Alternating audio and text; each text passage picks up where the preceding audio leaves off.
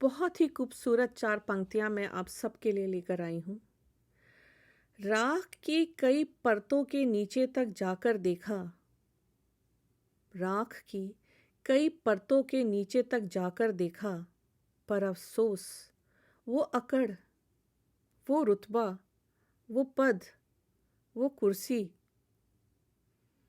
कहीं नज़र न आई, जिसको ओढ़े ताउम्र बैठे रहे। चलिए, आज मैं आप सबके लिए एक बहुत मज़ेदार, बहुत ही इंस्पायरिंग, मोटिवेशनल कहानी लेकर आई हूँ और मैं उम्मीद करती हूँ कि आप इस कहानी को सिर्फ सुनेंगे ही नहीं, इससे कुछ सीखेंगे भी। ये कहानी है सेठ जी की, जो एक बहुत बड़े मल्टी मिलियनर थे। किसी चीज़ की कमी नहीं थी, बहुत बड़ा घर, नौकर चाकर, गाड़ियाँ, बेशुमार दौलत, सब कुछ था। पर क्या नहीं था? वक्त। उनके पास सिर्फ एक चीज़ की कमी थी और वो थी वक्त। तो एक दिन रोज की तरह जब सेठ जी अपने काम से वापस आए तो उन्होंने देखा कि घर के सारे सदस्य संध्या आरती कर रहे थे। सेठ जी को भगवान में से थोड़ी दूरी ही पसंद थी। वो भगवान को इतना ज़्यादा मानते नहीं थे, थोड़े से नास्तिक थे। तो सेठ जी अपने कमरे की तरफ चले गए। कमरे में जाकर उन्होंने नौकर को बुलाया और उसको कॉफ़ी लाने का आदेश दिया। इससे पहले कि नौकर कॉफ़ी लेकर आता, सेठ जी को महसूस हुआ कि उनके छाती में हल्का सा दर्द हो रहा है। उन्होंने तुरंत डॉक्टर को फ़ोन कर दिया। अब इतने बड़े मल्टी मिलियनर थे, इतने बड़े एम्पायर के मालिक, उसके लिए एक डॉक्टर तो आना नहीं था। तो एक पूरे डॉक्टर की टीम उनके घर पहुंच गई। डॉक्टर की टीम ने उनके फटाफट सारे टेस्ट भी कर डाले। अब जब रिपोर्ट आई तो डॉक्टर ने उनको बताया कि उनका सिस्टम, सारा सिस्टम एकदम दुरुस्त है, कोई तकलीफ नहीं है, कोई प्रॉब्लम नहीं है किसी भी तरह की। सिर्फ वो थक गए हैं और हल्का सा स्ट्रेस है, थकावट है, जिसे वो आराम करने से ठीक हो जाएंगे। डॉक्टर ने उनको हिदायत दी कि खाना खाएं, अपनी मल्टीविटामिन खाएं और अगर ज़्यादा प्रॉब्लम है, थकावट हो रही है तो एक नींद की गोली खा लें, जिससे जब वो सुबह उठेंगे तो एकदम फ्रेश उठेंगे। तो चलिए, सेठ जी ने अपना खाना खाया और उन्होंने जैसा डॉक्टर ने कहा था वो नींद की गोली खा ली, लेकिन उनको फिर भी नींद ना आई। करवट कभी इस कभी उस, घुटन महसूस हो रही थी। ऐसा करते करते सुबह के 3 बज गए।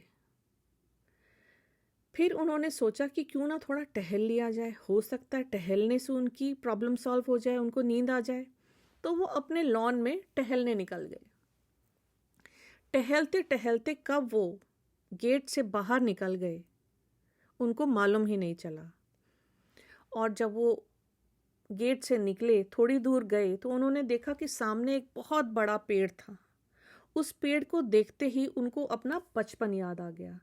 वो बचपन जब वो अपने दोस्तों के साथ पेड़ के नीचे बैठ के चबूतरे पर खेला करते थे।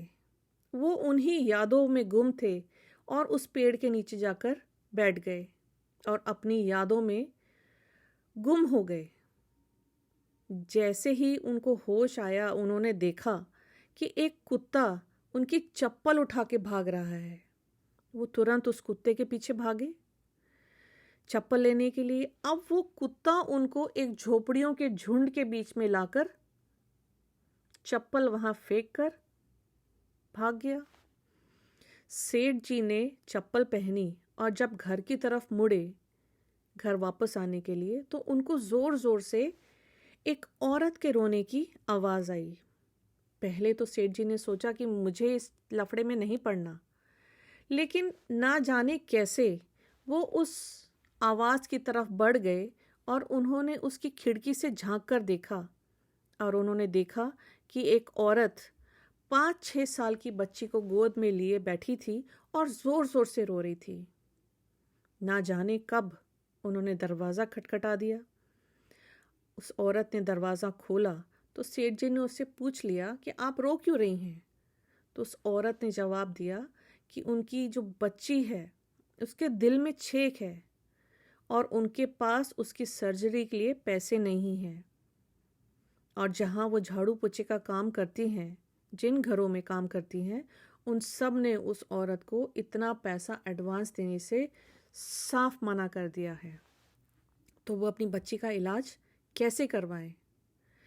सेठ जी ने बिना कुछ सोचे समझे डॉक्टर को फ़ोन किया, एम्बुलेंस बुलाई और उस बच्ची को हॉस्पिटल में एडमिट करवाया और डॉक्टर्स को पूरी तरह से हिदायत दी कि उस बच्ची का अच्छी तरह से देखभाल की जाए, उसकी सर्जरी की जाए और उसकी माँ से एक भी पैसा ना लिया जाए। यही नहीं, उस औरत को उन्होंने अपने घर में नौकरी दी, उसको रहने के लिए अपने सर्वेंट रूम में जगह दी और उस बच्ची की पूरी एजुकेशन की जिम्मेवारी भी अपने ऊपर ली। और साथ ही वो इस ख्याल में थे, वो ये सोच रहे थे, क्योंकि वो भगवान को नहीं मानते थे, वो ये सोच रहे थे कि कैसे वो यहाँ तक पहुँचे, कैसे उस कुत्ते ने उनकी चप्पल लेके भागा, कैसे उन्होंने उसका दरवाज़ा खटखटाया, कैसे वो उस औरत से मिले और कैसे उन्होंने उस औरत की मदद करी। तो ये एक चमत्कार ही था दोनों के लिए, उस औरत के लिए जो वहाँ रो रही थी और सेठ जी के लिए जो ना जानते हुए भी कैसे अपने घर से बाहर निकले, कैसे वहाँ तक पहुँचे। तो ये एक ह्यूमैनिटी, एक मानवता, एक इंसानियत का रिश्ता है। भगवान ने जब हमें इस दुनिया में भेजा तो हमें बांट कर नहीं भेजा था, हमें सिर्फ एक धर्म के साथ भेजा था और उस धर्म का नाम है इंसानियत, मानवता, ह्यूमैनिटी,